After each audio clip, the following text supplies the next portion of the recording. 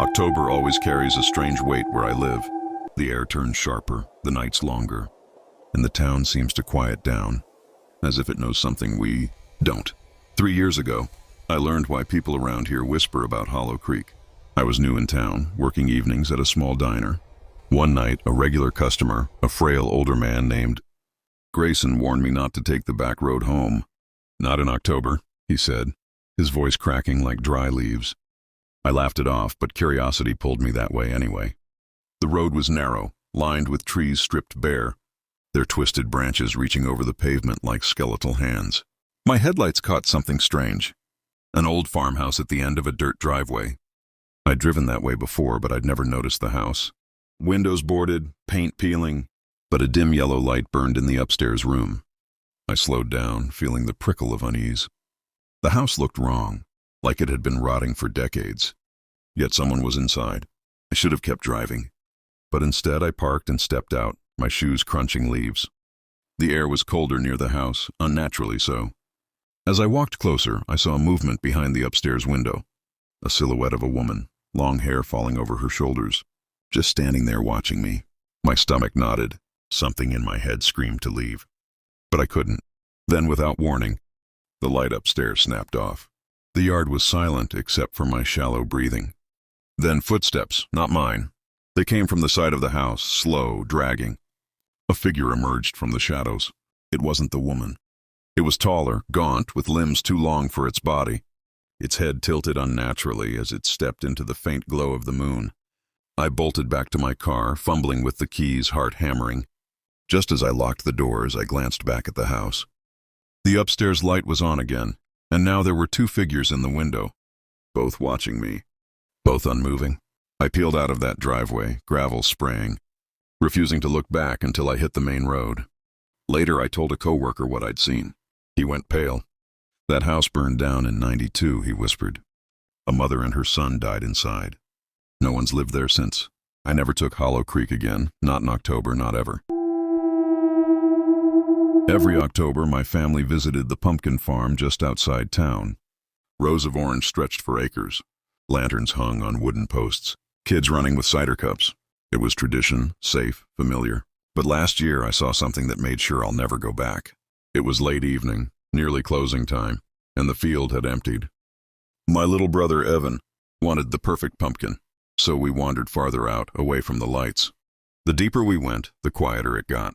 No laughter, no rustling, just the creak of dry vines under our boots. We finally spotted one, round, bright, untouched. But when I bent to pick it up, I froze. Behind it, carved into the dirt, was a word. One word: run.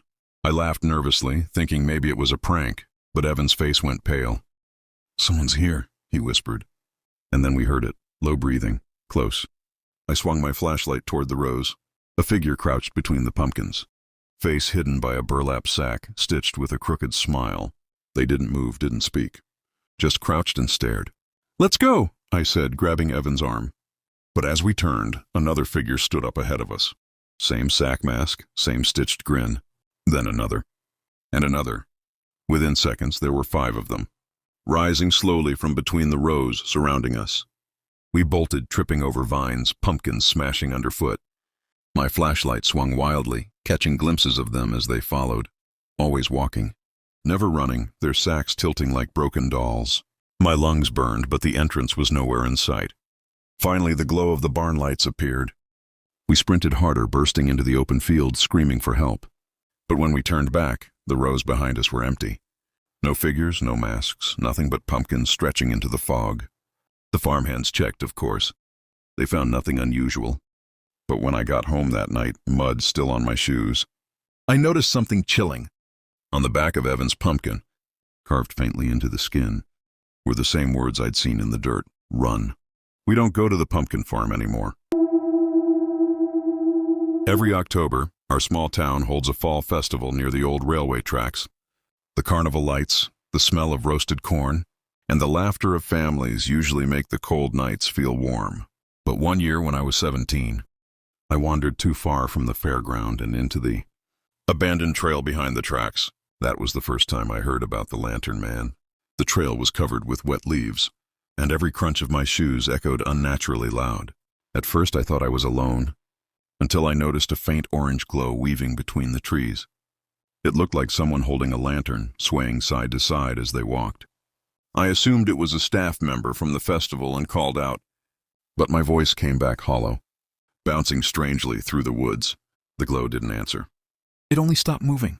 I froze, staring. Slowly the light began to approach me, not bouncing like footsteps, but floating, as if it was gliding just above the ground. I stepped back, and the lantern seemed to grow brighter, revealing a tall figure cloaked in shadows. His face wasn't visible, just the blinding light of the lantern he held. I ran. Branches slapped against my arms, the festival music distant but unreachable. When I finally burst out near the parking lot, my friends saw how pale I was. I pointed back toward the woods, but the glow had vanished. They laughed, said I probably saw some Halloween trickster. The next morning, though, the sheriff's department found something on that trail. An old rusted lantern, still warm to the touch, sitting in the exact spot. I swore I'd seen him. The unsettling part? Attached to its handle was a scrap of my jacket sleeve, torn clean off when I ran. To this day, no one admits to owning that lantern. And every October, when the festival rolls into town, I avoid the woods entirely. Some people still whisper about him. The lantern man, who lures you in with his light. They say if you follow it long enough, you'll never find your way back out.